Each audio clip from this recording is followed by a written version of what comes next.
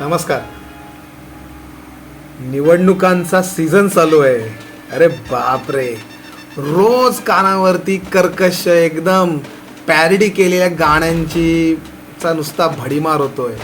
नुसत्या सभा होत आहेत, एवढा पैशांचा कॅश फ्लो होतोय. बापरे, एवढा कॅश फ्लो 5 वर्षात तुम्हाला दिसला कधी हा कॅश फ्लो?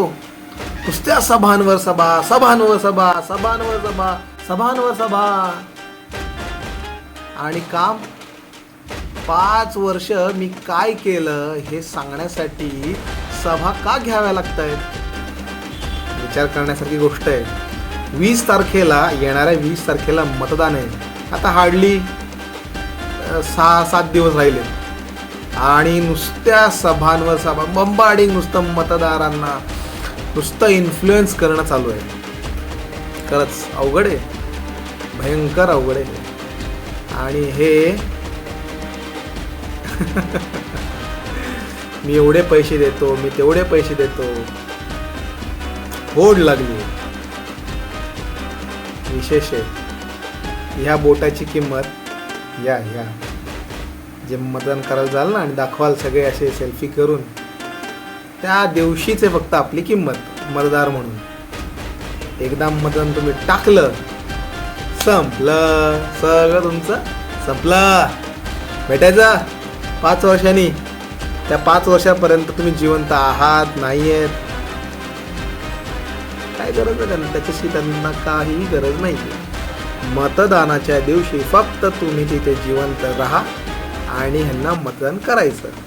मात्र रस्ते खराब असू देत, पाण्याचे प्रश्न असू देत, अवघड आहे, खूप अवघड आहे.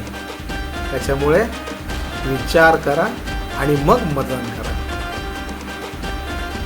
जो चिखल झाला ना 2019 साली, तो चिखल सगळ्यांनी नक्की लक्षात ठेवा, नक्की. मी ज्याला मतदान दिलं होतं ते मतदान इकडे तिकडे असं फिरत होतं. आणि ह्या वेळेला मी नक्की कोणत्या विचारधारेला मतदान करायचं? कारण सगळ्याच विचारधारा आता मिक्स झाल्यात. मग स्वतंत्र उभा राहिलेल्या एखाद्या विचारधारेला मतदान करायचं की आयडिओलॉजी, विचारधारेची सरमिसळ झालेल्या माणसांना मतदान करायचं? विचार करण्यासारखी गोष्ट आहे. मतदारांना विचार करा. 2019 पासून ते 2024चा सगळा काळ समरी पूर्ण काढा आणि तुमचं मत तुम्ही कुणाला दिलं होतं आणि ज्याच्या अगेन्स्ट दिलं होतं मागच्या, तोच तर नाही आहे ना, हाही विचार करा. कारण असं झालेलं आहे बऱ्याच लोकांचं की ज्याच्या विरोधात मतदान केलं होतं तोच आता आलाय अधिकृत उमेदवार.